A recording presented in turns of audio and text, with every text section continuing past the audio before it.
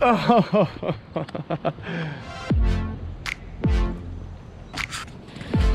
And that's how we do it. He's learning how to do his jump. Oh, here comes Payson. Yeah, nice. First run it back since we were in online services only. Everybody staying at home generally. Started a new pattern this week called wind and waves. What do you do when the wind and waves show up in your life? Which is... I did it again. He doesn't really care that I'm on set. Saying again. Yeah? You did the jump? Yeah. Tell all these people what it takes to jump. You gotta go fast, don't stop, and be brave, and have Cheeto on your face. Anyways, yeah, wind and waves. What do you do? What did Jesus do? What did the disciples do? Because they kind of did different things. This past week, Mark chapter 4, Jesus on the boat says to the disciples, hey, go across the water. Have you ever wondered why God told you to do something? That's it. That's my whole question. Have you ever wondered why God asked you to do something? Simple instructions sometimes take you into the places of greatest testing and trial. But remember, God never tests you to fail you. He always tests you to prove you. Did you just break your bike? No. They had a new level of what? Faith. 1 Peter 1, 6 and 7 says what? That your faith will be more valuable to you than gold after all these trials. It will be so valuable to you. And I believe that's what happened to the disciples. On the other side of that moment where the storm came and Jesus calmed the storm, guess what happens, right? Their faith is like gold.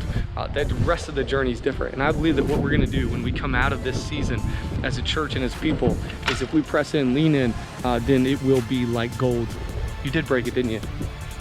Here, you hold that. Oh, you gotta keep it on you. Show them, tell them tell them how your life's going. Hey, but here's the thing, right? You've heard this saying, and maybe you haven't, that faith that is tested is faith that can be trusted. Mark Sayers says that when you do not endure hardship, you do not grow resilience. That strength grows through resistance. That's why you need to go to the gym like I do all the time. When you push on something, it's that resistance that's actually making you stronger. This hardship at times can be places of greatest growth, greatest increase in our life and who we are. And so it is not for us to neglect this season, but to embrace it, to see obstacles as opportunities. That is not to diminish or minimize the things people are walking through. It is simply to say, let's shift our perspective. Because here's the reminder about this story, and I haven't told you the story. Basically, the disciples going to the other side, the storm comes, and these aren't rookies. They have been in storms before. They were fishermen before they were followers. And these guys have been in the storm before. This is not unique to them. This is not like, whoa, what is going on? Waves? I'm a theologian. I don't deal with waves. No, they've been there before. And so they're dealing with the storm. They're freaking out, and Jesus is asleep. You ever felt like Jesus was asleep? It happens, right? Someone said that, I read the other day, it said, hey, how's your day going? Well, I had to wake him up today. I have to wake Jesus up today. So we're not minimizing what's going on, but we are simply saying, let's shift our perspective. Let's begin to see this moment and take hold of it as the church and lift some weight. And it might make us sore, but it will make us stronger. You see, sometimes the soreness of your life is actually the places where strength is growing.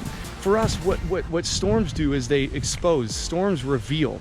Sometimes they shape us. On the other side of this, you will be shaped. There will be something new in you. But a reminder that what it's doing right now, early on, is that it's revealing who you already are. While it might shape who you're going to become, it will reveal now who you already are. And so it challenges us because we have to define some things and realize, wait, I was putting my trust in this, putting my trust in that. And Jesus asked this question of the disciples. He says, hey, why are you still afraid? That's number one, still afraid. Not just afraid, but still afraid. You just saw me do all these miracles. You saw me do all these things. You know I'm your Savior. Why are you still afraid? And then he says, where is your faith? It's almost like he's not saying you didn't have any, but where'd you put it? Where'd you put your faith?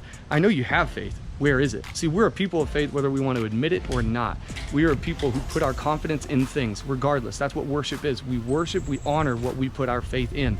And so we are people of faith, period. Full stop. We are people of faith. What have you put your faith in? Go find your faith and bring it back. Because if you misplace your faith, fear will take its place. And fear will begin to run who you are and run your life. So go get your faith and put it back in me. You could say it like this: where is your confidence? Where is your confidence? Where are you putting your confidence? Are you more confident that the storm is going to overtake you, or that your Savior is going to save you? Which one are you more confident in? Jesus stood up in the midst of the storm. He stood up and he's calmed the waves. And he looked at the disciples almost as though he's saying, hey, you could have done this. Pastor Phil Pringle says, hey, the reason Jesus was asleep is just so that you and I would awake. Sometimes when we think Jesus is sleeping, he's just waiting for us to wake up. And just one more last reminder. Jesus, just as he walked to the boat in Mark chapter 6, could have walked away from the boat in Mark chapter 4, but he stayed in the boat. Even when you think Jesus is sleeping, he's still present. Love you, church.